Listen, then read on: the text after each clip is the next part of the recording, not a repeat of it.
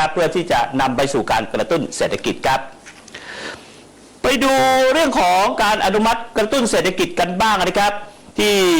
เมื่อวันพุธที่ผ่านมาครับท่านนายกรัฐมนตรีพร้อมด้วยคณะรัฐมนตรีจำนวนมากนะครับก็ประชุมร่วมกันครับโดยท่านนายกบอกว่าเศรษฐกิจไทยมีปัญหาเรื่องของการขยายตัวที่ต่ำคือมันก็มาจากต่างประเทศด้วยจากนโยบายของสหรัฐด้วย GDP นี่คือการเติบโตประมาณการนะครับสมมุติว่าบ้านเราเนี่ยปีหน้าเนี่ยเราเติบโต 10% นะเราจะได้วางแผนชีวิตได้ถูกเราจะไปซื้อรถไหมจะเปลี่ยนเสื้อผ้าใหม่ไหมจะทำอะไรใหม่ๆได้หรือไม่เช่นเดียวกันครับประเทศไทยก็มีการเขาเรียกพยากรณ์ GDP เติบโตเนี่ยมันสูงสุดที่ผ่านมาก็อาจจะแตะหลัก10แต่ว่าอย่างว่าเลยครับประเทศมันก็มีการเจริญเติบโตบ้างลงบ้างขึ้นบ้างตามดัชนีชี้วัดประเทศไทยเคยคาดการณ์ไว้ครับว่าจะมี GDP ประมาณทัก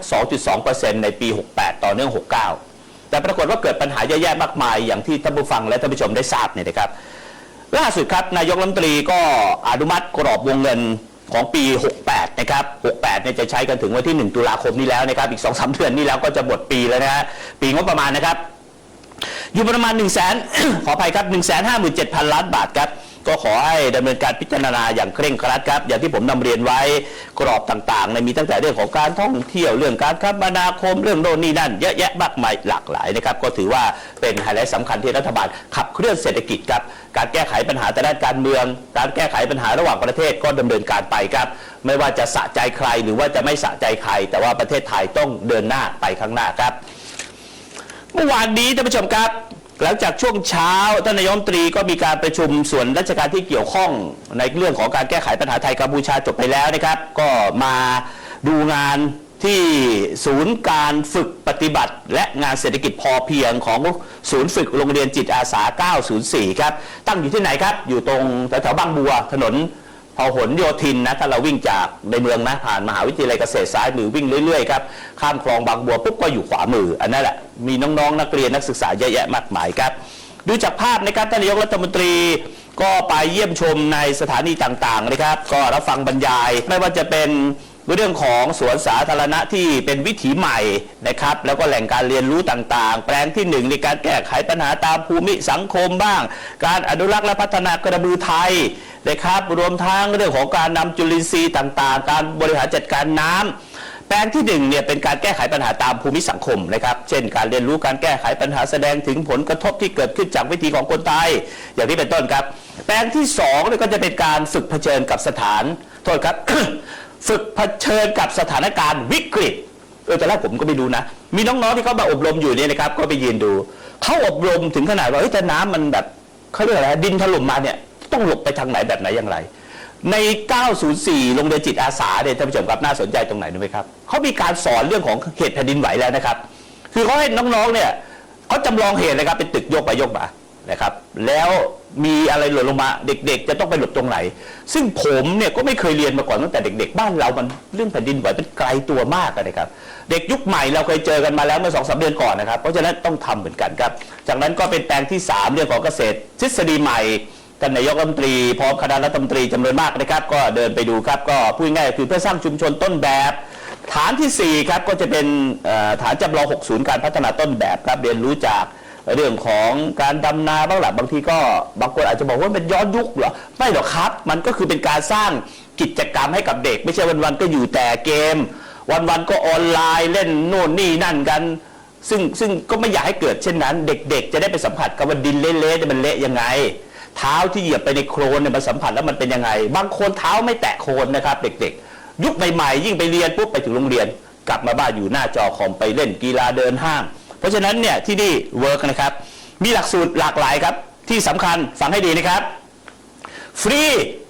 ไม่มีค่าใช้จ่ายใดๆครับและตอนเลิกเนี่ยนะครับก็ยังมีอาหารให้กับผู้ที่ไปฝึกอบรมด้วยคุณครูผอ.โรงเรียนส่วนราชการต่างๆสนใจก็เชิญนะครับบางทีเราอาจจะคิดว่าเอ๊ะเป็นแต่เฉพาะทหารเหรอมีแต่เฉพาะทหารไปฝึกโรงเรียนจิตอาสา 904 เหรอไม่ใช่เลยนะครับเด็กและเยาวชนชุมชนต่างๆอสมอบตอบจไปฝึกกันเยอะนะครับก็ถือว่าเป็นอีกหนึ่งกิจกรรมนะครับท่านผู้ชมสนใจก็คีย์เข้าไปใน Google Search นะครับศูนย์ฝึกโรงเรียนจิตอาสา 904 ครับเรื่องสุดท้ายครับเมื่อวานนี้ช่วงเช้านายกรัฐมนตรีก็เลยมีการพูดคุยกับ ท่านปลัดมหาดไทยแล้วก็ผู้ว่าราชการจังหวัดทุกจังหวัดที่ทำเนียบรัฐบาลนะครับเพื่อหารือในการแก้ไขปัญหาแนวชายแดนร่วมกันครับจากนั้นช่วงเที่ยงนายกรัฐมนตรีก็เดินทางไปที่จังหวัดอุบลราชธานีนะครับการเดินทางไปที่อำเภอน้ำยืนอุบลราชธานีครับเพื่อรับฟังรายงานสถานการณ์ส่วนหน้าของกองกำลังสุรนารีของกองทัพภาคที่2ครับเพื่อบำรุงขวัญให้กับเจ้าหน้าที่ครับโดยผู้ที่เดินทางไปด้วยก็คือคุณภูมิธรรมเวชยชัยรัฐมนตรีว่าการกระทรวงกลาโหมพลเอกมนัสจันดีเสนาธิการทหารครับและในพื้นที่ครับก็ยังมีพลโทบุญศิลป์พาดกลางแม่ทัพภาคที่2ครับที่จะรายงานเรื่องต่างๆครับนายกรัฐมนตรีก็กำชับนะครับประเทศไทยต้องเดินหน้าและแก้ปัญหานี้ให้ได้เรามีปัญหาอีกหลากหลายในสังคมไทยครับไม่ว่าจะเป็นเรื่องของยาเสพติดการค้าขายและเศรษฐกิจครับทั้งหมดนี้คือรายการเสียงจากใจไทยคู่ฟ้าจากทำเนียบรัฐบาลอย่าลืมนะครับร้องเรียนข้าราชการไม่ชอบด้วยกฎหมายปฏิบัติไม่เป็นธรรมส่งมาที่ตู้ปน.เลขที่1ทำเนียบรัฐบาลจ่าหน้าถึงจิรายุห่วงทรัพย์ก็ถึงแล้วนะครับวันนี้ลาไปก่อนนะครับคนไทยรักกันไว้ครับมีน้ำใจให้กันแก้ปัญหาไปพร้อมๆกันครับการชี้หน้าด่ากันไม่ใช่เรื่องยากแต่ว่าการจะนำพาประเทศไทยก้าวเป็นเสือตัวที่1ของภูมิภาคเอเชียและยิ่งใหญ่ในเวทีโลกนั้นเป็นเรื่องของพวกเราต้องสู้ๆไปพร้อมๆกันครับวันนี้ลาไปก่อนนะครับพบกันใหม่เสาร์หน้าเวลาเดียวกันนี้สวัสดีครับท่านสามารถติดตามรับฟังรายการเสียงจากใจไทยคู่ฟ้าทุกวันเสาร์หลังเคารพธงชาติเวลา 8 นาฬิกาถึง 8 นาฬิกา 30 นาทีทางสถานีวิทยุกระจายเสียงแห่งประเทศไทยพร้อมเครือข่ายกรมประชาสัมพันธ์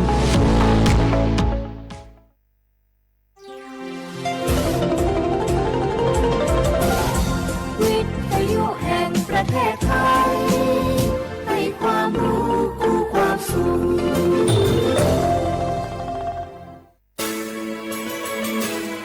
สถานีวิทยุกระจายเสียงแห่งประเทศไทยจังหวัดเชียงใหม่ AM 1476 กิโลเฮิรตซ์สถานีวิทยุภาคภาษาชาติพันธุ์แห่งเดียวในประเทศไทยที่มีความทันสมัยเชื่อถือได้สร้างอัตลักษณ์กลุ่มชาติพันธุ์สู่สากล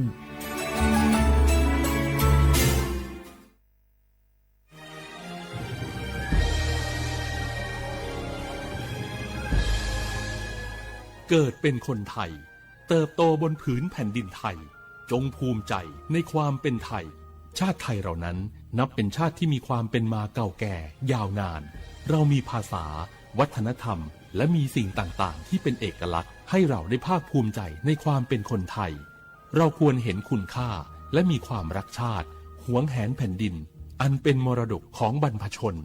ร่วมภาคภูมิใจในความเป็นไทย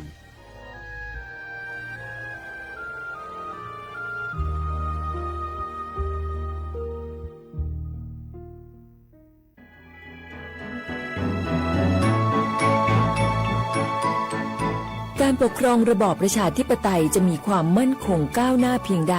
ขึ้นอยู่กับการที่ประชาชนในชาติรู้จักสิทธิเสรีภาพทำหน้าที่ตามความรับผิดชอบและมีคุณธรรมเมื่อมีความคิดเห็นที่แตกต่างเราจึงต้องเรียนรู้และแก้ปัญหาไปด้วยกันด้วยความสามัคคีปรองดองของคนไทยทั้งชาติเพื่อก้าวสู่ประชาธิปไตยที่มั่นคง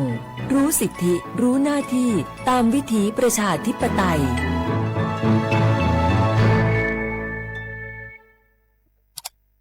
อ้าวแชร์เข้าไ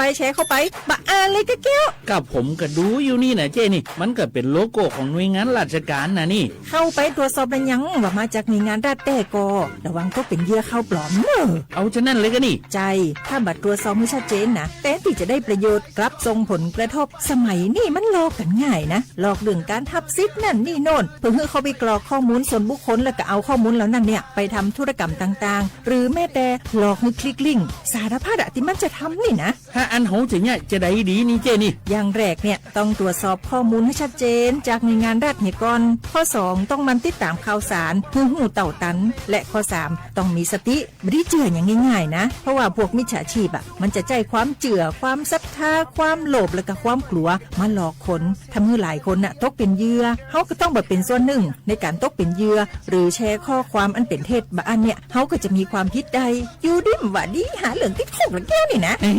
ขอโทษครับเจรู้เท่าทันป้องกันการตกเป็นเหยื่อจากแก๊งหลอกลวงปรารถนาดีจากสำนักงานประชาสัมพันธ์ที่3กรมประชาสัมพันธ์ค่ะฮัลโหลสวัสดีครับพี่น้อง ยือนี้เดือขยาวโฆษณาไกกะกอสถานีวิทยุกระจายเสียงแห่งประเทศไทยจังหวัดเชียงใหม่พอปานเนอบีเคฮอมอนาแอออนหลิญาเมเจ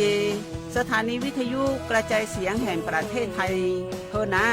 อย่าซินก้อนบีดูอย่าล่อนแต่ช่องหางละหาเชกะปอจักันเนดูพ่ออีสอนนี่กามาเล่าเนกามองขากากาอีกุญญายืนโยโฆษณาบีเกหมอญาแลนึงมาอ้อนนา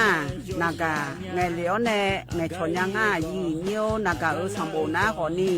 จะมีงาซุงมีสีโกจะมีโกเย่และงาเดใจที่โบนาขอนี่จะมีเวนี่มีโกเย่งาสีเวและงายืนโยมาเจอเกญานี่รู้กันไหมสิทธิบัตรทองหรือบัตร30 บาทเป็นสิทธิหลักประกันสุขภาพตามกฎหมายที่ช่วยคุ้มครองคนไทยทุกคนให้เข้าถึงบริการสุขภาพที่จำเป็นโดยไม่ต้องเสียค่าใช้จ่ายเลยนะครอบคลุมทั้งการรักษาพยาบาลการป้องกันโรคการฟื้นฟูสมรรถภาพทางการแพทย์เรียกว่าช่วยให้คนไทยอุ่นใจกันเลยทีเดียวสอบถามเพิ่มเติมสายด่วนสปสช1330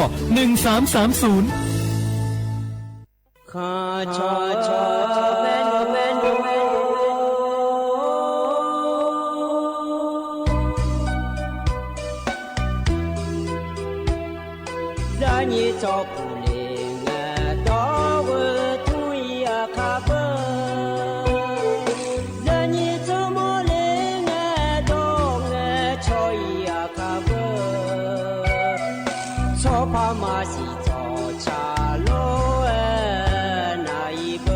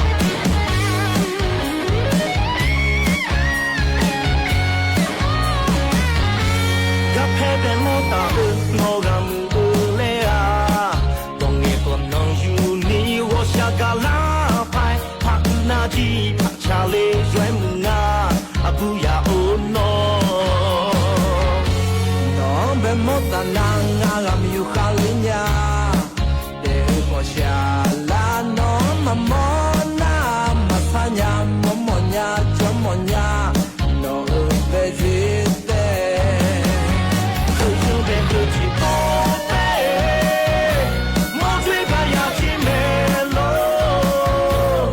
You mama, ya la ma beauty. Monte to tu cuesta, le hole na me we, ma, good God, jolly, si tu mata abu, hurti be hurti ope, monte gaya di melo, you mama, loge, mundiala na bioji.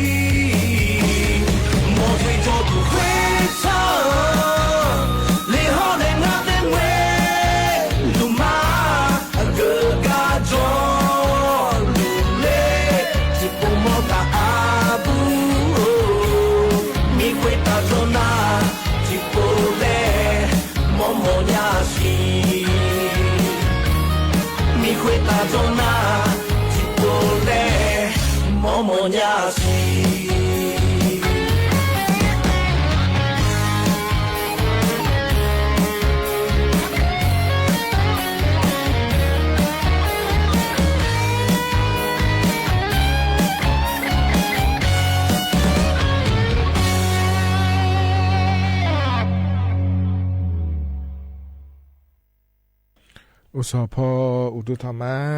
ไอเยนี่ยกานาลุเนอลอเยนี่ยนิมสอกระดู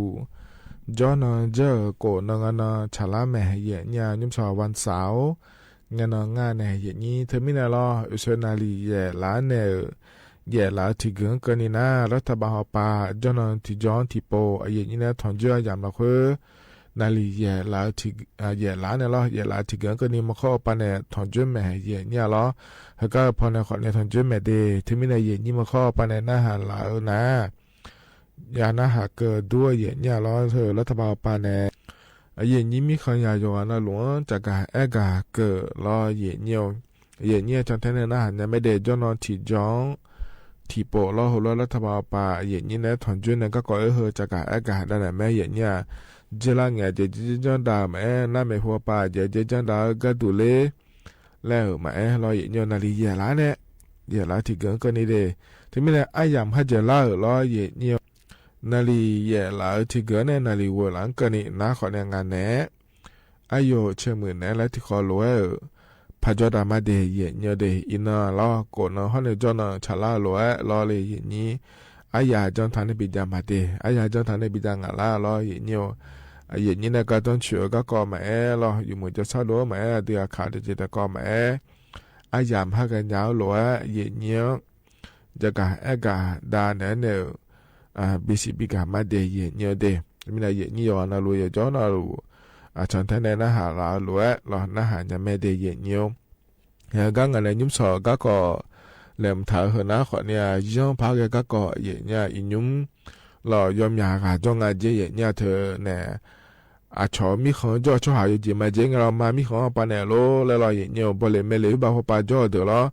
เดี๋ยวถ่ายมีของเราเพื่อเราบริษัทเข้ามาพ่อวันนี้แล้วขอเนี่ยยอมมาพ่อยังก็เดี๋ยวเราถ่ายชอหาเหมือนเราบีพอไม่ได้เราน่าเดี๋ยวถ่ายชอหาเนี่ยชอเนี่ยแห่งงานเราชุ่มยังเกือเนี่ยเราบริษัทที่ปพาน้องปลาสีเผือบินเนี่ยมาแล้วมาเชียร์เราหัวเราจ่อยอมอย่างนี้จ้องอาเจเย็นเนี่ยเราเทมิเนี่ยเรารัฐบาลปานเนี่ยจากการเอกาหน้ายันเดย์ส่วนมาคาเธอก็ช่องชมยังบิกเกอร์เนี่ยบริษัทพอเนี่ยช่องชอบานเนี่ยนะสตาร์ทจะรัวเด็กเนี่ยสตาร์ทตีจะเดแต่มังอ่ะอัลลาบานเนี่ยตีอาเย็นเนี่ยที่มีเนี่ยก็ข้าเราอยู่เมืองที่โปแล้วพระจากการเอกาหน้ามาเดย์เย็นเนี่ยว่าน่ารู้ว่าย้อนยาผาย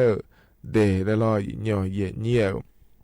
น่าหาเนี่ยแม่เราน่าหาลูนะขอเนี่ยเฟซบุ๊กปนน่าหานะเดย์เย็นเนี่ยกดไลค์กดแชร์เธอจะไหนจะไม่ได้เย็นเยอะเดมีคนเดินยากาเกิดผายลอยเย็นเยอะที่เขารู้ว่าจะนำมาเย็นเยอะกันเนี่ยนะเย็นเยอะอันนั้นจะไม่จะกาเอกาได้เนี่ยมาเดเย็นเยอะเดยิ่งสองก็เย็นเยอะเนี่ยทนเจอลอยเย็นเยอะเดียวอาคาอันนั้นนะยาที่น่าฉลาดเดเย็นเยอะบลาสีน่าโกสีอาโขน่าแซ่ที่โขง่ายเย็นเยอะท ไทยอันนั้นอินาวันเสาร์อันนิเชติบาลสีมิถุนายนและคู่สิเดอาโขนั้นนิพังอายาโกเชยงาเดยเนเดเฮนาโคตัวละตัวละเยนี่นะทนเจอนิมสออายามรอเยเนียวก็เฮมันจะการเดินมีนาล้อเดชาติบิมแล้วพนาหาดามาเยเนียว เ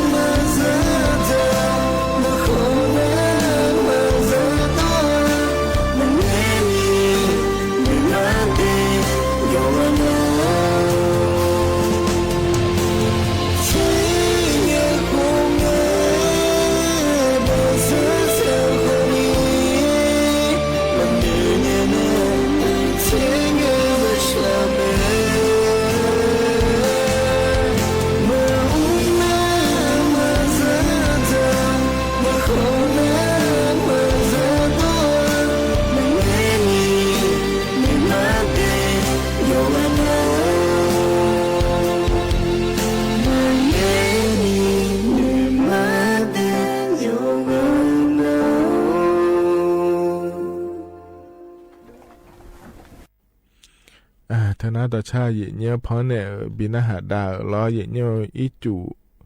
แล้วก็อีจูเยอะหรืออายามเฮกตฐานยาเดและชาต่อช่างงานเทเยเนี่ยโยอานาหลวงพอเนี่ยบินาหาดาก็ยานาหาเปียวดูเดเยเนี่ยเดเฮกจนอปาลาเนี่ยนาหาลาเยนี่โยอานารู้ดูธรรมะเดเยเนี่ยเดอินุมนาลียาลาที่เกิดเจอีหลวงเยนี่ที่อานาแล้วอินาจนเจอโกนนาชาลาหลวงมาแทนเนี่ยแล้ว有就有了，如今呢，很多正好好正好啥个呢了，你好在家，那还了，就如何你就多了嘞也你，จะคือตัวคือเดียเจเนียจะยาโตขอนี้ล้ออย่างเดียวเทียน่าล้อหอจะเดียเนี่ยล้ออยู่หากับดาเอียตัวขอนี้โจดูอยู่หาหน้ารู้กับบีมาเตยเนียเดก็จะในหน้าหารู้ขอนี้ล้อที่ขอรู้จะดามาเนียล้อเฮกันเนี่ยนะล้อเนียวและถ้าบอกไปในยี่จงพาแกก็กอดยังไงเดแล้วจะกะเอกะด้านในบิสิบิกามาเยเนี่ยเจลังไงนิเทียนากาหอมาเสียล้อเยเนียวนอมินีและคงอาเทเยเนี่ยนอมินีและเธอสู้งานเลยก็เจ๊ก็หมอก็ดูงานเลยและก็น่าขอเนี่ยเยเนียวชอมีคนจ่อชอหาล้อเยเนียวเดือไทยมีคนละคนบริษัทหัวมาพังหมอกันเนี่ยล้ออายุมาหมดตัวมาพังยังไงเยเนี่ยอายุมาหมดตัวมาพังยังมีเนี่ยล้อเลยเยนี่ที่อันน่ะพังเหล่าเดือขอนี่จ่อที่อันน่ะเดือไทยช่องหาวัวเนี่ยบริเวณเลบิกเนี่ยล้อเนียวเดือไทยช่องหาวัวเนี่ยบีพังลังล้ออยู่จะมาเจ๊งเหรองานน่ะล้อมามีคนจ่อเนี่ยล้อก็มีคนจ่อขวางเงี้ยเนี่ยสหรัฐอเมริกาก็มีคนจ่อชอมีคนจ่อช่องหาไทยช่องหามังเงอล้อเนียวพิวที่ก็ที่หัวยาเนี่ยล้อแล้วบริษัทแล้วก็ไทยมีของล้อพอหมดเนี่ยเลยล้อไอ้ของงานย่อยหามาจ่อเนี่ยมีเนี่ยแล้วก็ไทยช่องก็ที่จ่องานแล้วเลยอย่างนี้เพื่อการชมยังเกือเนี่ยพังเลยมาแล้วล้อเนียว那后来讲他妈妈的那帮的也伢的，像把有的帮也伢了，他讲么吵，那边呢，那公安台台就话呢，比讲也头了也伢，这两个闽南话把那个县呢，听那个把那牙县跟你的也伢的，他讲头来讲他老台就行，你呀伢带的也伢的也也打过去的呀，我这伢。พิวปาแลเกิดนะขอเนี่ยที่มืองาผ้าหนียกูวิวเชื่อกูลำแบบอย่างเนี่ยงาจะเดเยเนื้อเดเธอมีเนี่ยรอเยเนื้อแล้วถ้าบอกปานในจากการกาก็ดูนะเดือไทยช่อหาสู้มาขาเดเธอก็เธอเดินชอบบ้านเนี่ยรอเดี๋ยวชมยังบิเกอร์แม่เธอก็เธอเดินชอบบ้านเนี่ยแม่เดเยเนื้อเดย่อปาบังเดและตัวจากการงาเทเยเนี่ยน่าจะรู้ย่อบังอยู่บังก็ดูเลยแล้วนะขอเนี่ยเราอย่างเดียวแล้วถ้าว่าปาถึงก็เดือดท้ายช่วงนี้อย่างน่าเราอย่างเดียวขอสมควรมาเจนี่ยังโลมันก็น่าจะได้เดียวที่เสบ้านเนี่ยที่ลำบากก็นี่เจเยเนี่ยมันก็น่าขอนี่เจลูแล้วงาเทเยเนี่ยแล้วน่าอย่าเจมาเจงเหรอยจะมาเจงเธอเนี่ยจะมีคนจ่อช่อหาล้อเดือดท้ายช่อหาชมยังเกือเนี่ยล้ออย่างบริษัทพอเนี่ยก็ไม่ได้ละล้อเลยอย่างนี้แล้วเฮงเนี่ยยามเจเนี่ยล้อแล้วทำมาไปเนี่ยงาเจแล้วนะล้ออย่างเนี่ยงาเจแล้วนะขอเนี่ยเธอเนี่ยตาและถิ่นยาอันนั้นละหัวล้อก็เฮบินหางบริษัทบีพิเทงเดไอ้คนเนี่ยมาพิเทยกขาละหัวเราอย่างนั้นเราลูกพ่อนะอันนั้นเนี่ยสตาร์ทพัติละไงเนี่ยที่มือบาเนี่ยงามือบาเกินนี่เจเนี่ยแล้วอันนั้นนี่อยู่บ่อเนี่ยแล้วเลยอย่างนี้เธอมีเนี่ยอย่างเฮก็เฮก่อนละหัวอยู่ขายังพังจะมีเนี่ยงานแล้วก็ที่น่าล้อเลยอย่างนี้เธอก็เดือดถ่ายมีขอย้อนหน้าล้ออย่างนี้คนละจ้าเดือดสตาร์ทอยู่บ้านเราลูกอยู่หัวเจที่น่าอยู่ดื้อมาเฮ้ยไม่พอเลยเจเนี่ยผิวปวดหล่อล้อไอ้คนเนี่ยชอนเนี่ยชมยังบิ๊กเนี่ยบริษัทบีพอนเนี่ยล้อแต่หนูเนี่ยเป็นเนี่ยแล้วทำมาเป็นเนี่ยนะเจล่าเงี้ยสตาร์ล้อจะตกลุยหัวจีน่าอยู่ห้องมันตัวอย่างเงี้ยว่ามันเจล่าเดียเนี่ยเดเธอยาเสพติดเดือดล้อเนี่ยสตาร์อยู่บ้านเราลุยหัวจีน่าเทียเนี่ยล้อเธอมีเนี่ยเฮก็ก่อนอยู่ขายยังเดชอนเนี่ยหัวล้อชอนมีของเจ้าชอนเนี่ยหัวล้อชอล้าเนี่ยหัวล้อพองเนี่ยหัวล้อบราชิเปียวล้อบินเนี่ยมาเดแล้วชอล้ากะถ้าจังเลยเดถ้าเกิดเดถ้าจังเนี่ยเดแล้วทุกว่า